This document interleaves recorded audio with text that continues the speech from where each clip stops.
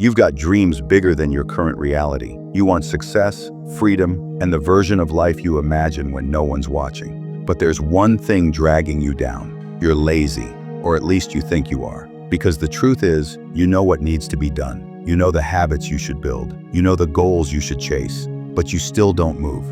And every time you avoid the work, something heavier grows inside you. Guilt.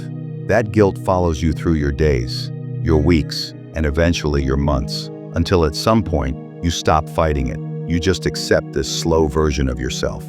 Then a new year comes around, and suddenly the hype kicks in again. You write goals, make promises, convince yourself that this time, it'll be different. For a while, the motivation feels real, until it doesn't. Because out of nowhere, procrastination slides right back into your life. Like that one relative who shows up uninvited and refuses to leave. And before you realize it, you're back in the same loop. Put it off, feel guilty, lose hope, repeat. And after enough repetitions, you start believing something dangerous. I'm just a lazy person. But that's not true. You're not lazy. You're stuck.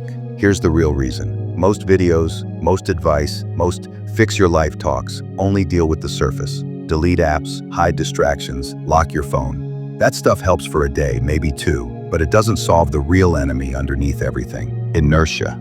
In physics, inertia means what stays still, stays still. What moves keeps moving. That same rule applies to your brain more than you think. Starting anything, writing, studying, cleaning, working out, requires a burst of energy, a small push. But your mind blows that push out of proportion. It makes the beginning look huge, scary, heavy. So you avoid the task completely and numb yourself with easy dopamine. You're not avoiding the work, you're avoiding the start. So how do you break this? You don't fight procrastination directly. You beat the inertia that creates it. And there are two ridiculously simple ways to do that. 1. Make the beginning stupidly small. If you tell your brain, I have to finish a huge task, it shuts down instantly.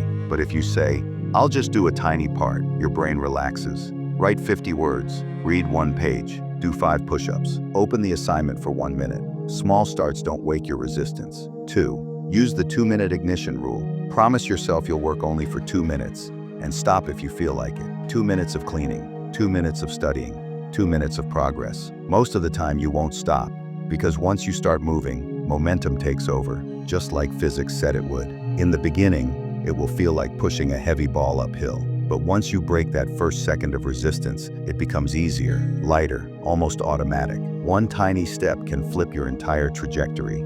As Martin Luther King said, you don't need to see the whole staircase, just take the first step. And once you take that step, you're no longer lazy, you're in motion. Now the question is simple. What's the first tiny step you're taking today? Tell in comment and support me to subscribe my channel.